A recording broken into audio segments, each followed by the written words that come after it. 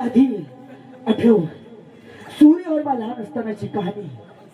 सूर्यवर्मा लहान होता, 25 वर्षापूर्वीची गोष्ट। सूर्यवर्माची आई वडील आणि त्याची बहीण एका यात्रेच्या ठिकाणी गेला असताना सोसाट्याचा वादळ वारा सुटला। वादळी वाऱ्याने एका वटवृक्षाचा प्राण घेतला। ते वटवृक्ष सूर्यवर्माच्या आई वडिलांवर पडले। आई वडील जागच्या जागी गतप्राण झाले। आई वडील जागच्या जागी गतप्राण झाले। वाऱ्याच्या वेगाने सूर्यवर्मा कोटच्या कोटे फेकला गेला। या राजाचे राजा मेघनाथ त्यांना तो सापडला। त्याचं बुद्धी चातुर्य पाहून त्याने त्याला प्रधान पदाची नोकरी बहाल केली। याच वेळेला या वाऱ्याच्या वेगानं बकुली सैरा वैरा पळत सुटली होती।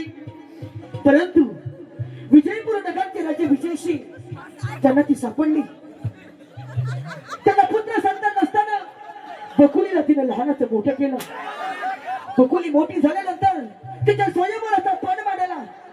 पण असा होता की जो कोणी विजयपूर नगरचे राजे विजयसिंग याचा पराभव करेल त्याच्या घरामध्ये बकुली पुष्पमाळा घालेल। चंद्रवर्मा त्या पणामध्ये तो हरला गेला। सूर्यवर्मा मात्र विजयी झाला।